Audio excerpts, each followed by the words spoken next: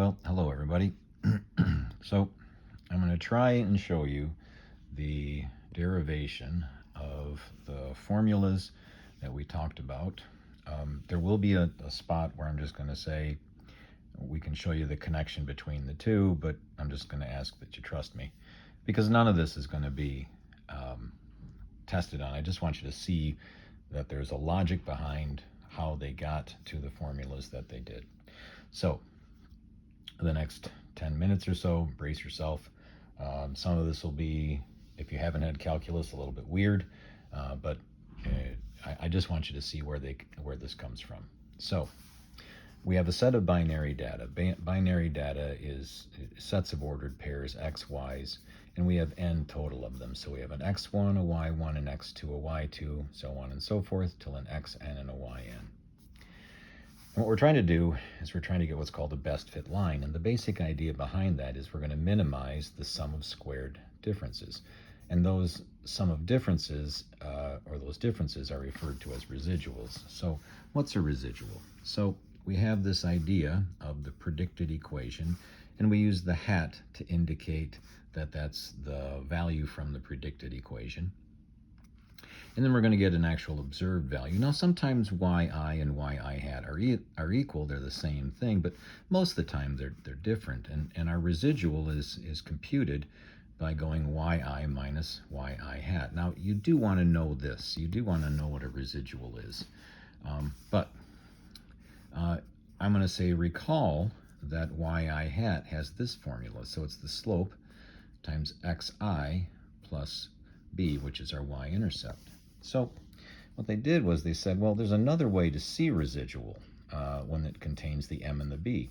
And what they're going to do is they're going to take this yi hat, give it the boot, and put mxi plus b in place.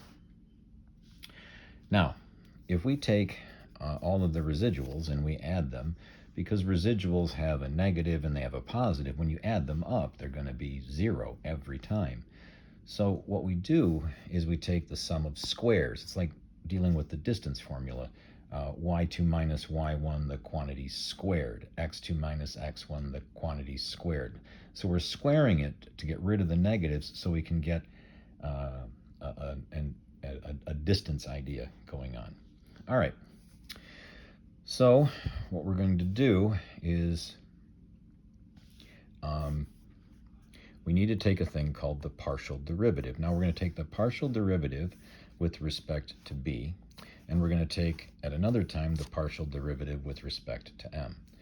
So this is where, if you haven't had calculus, you might need to just sort of glaze out for a second and then come back. The basic idea is you take your exponent, you put it out in front, so we have this 2, and then you take the derivative of what's inside with respect to b, and the b has a coefficient of a -1, and so the -1 makes the 2, which came from up here, a negative. And so the partial sum of squares of error, or residuals, with respect to b, looks like that. Now we're going to do the same thing with respect to m, so with respect to our slope. So the partial of the sum of squares of error with respect to our slope. And again, our equation is going to look like this. The 2 is going to come down in front, so we have this 2. And then in front of, or with respect to this m, so the negative xi is going to pop out, but where's the negative? We put it on the 2. It'll help us out in a second. Now, whenever you're minimizing or maximizing in calculus, you set your equations equal to 0. Now, setting those equal to 0, we can divide out our -2's. And then we're going to deal with the top equation first. So we're going to distribute through, sorry folks, the summation symbol.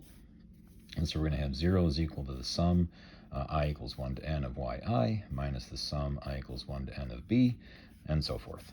Now, because we're trying to figure out what b is, we're going to move the b and solve for the b. Now, quick note here.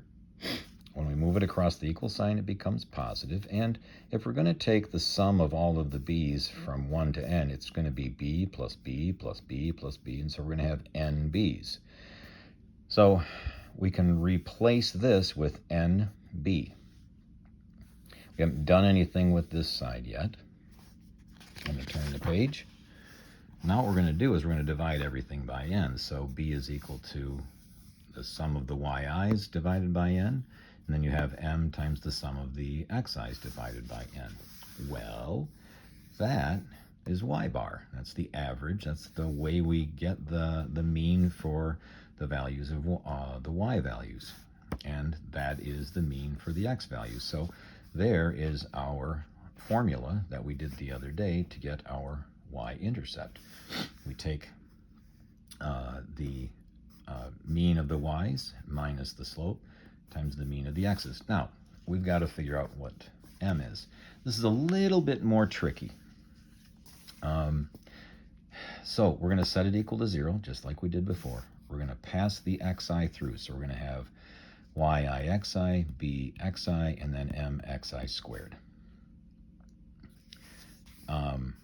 We're going to pass our summations through, so it's summation, summation, summation.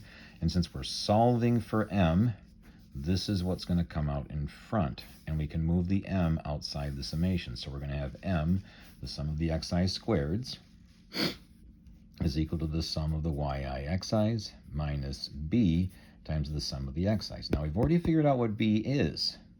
And we're going to go and grab this formula that we have here, and we're going to give that the boot, and we're going to put it in here. So we have the sum of the yi over n minus m times the sum of the xi over n.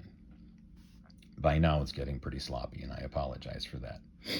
We're going to take the sum of the xi's, we're going to distribute it.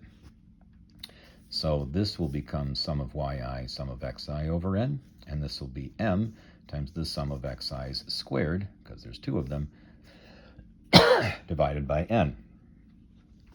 Because we have an m here and we have an m here, we're going to bring this to the other side of the equal sign, and we're going to factor out an m, and we're going to be looking at a expression like this: m times the sum of xi squareds plus sum of xi over n. Now that's going to be the sum of xi, the quantity squared. It's going to look like that in a minute. And then we're going to have the sum of yi(xi) minus the sum of yi, sum of xi over n. We're going to take this and we're going to divide, and we get this expression here. That's how we find the slope. Now, if we do some manipulation of this, and this is where I'm saying just, trust me. If we do some manipulation of this, and if you ask me to, I can do it. What we'll end up with is our R formula and our standard deviation formula for the y's, and our standard deviation formula for the x's. And so this matches this. Sorry, folks. All right. I hope that helps, and I hope you have a good day.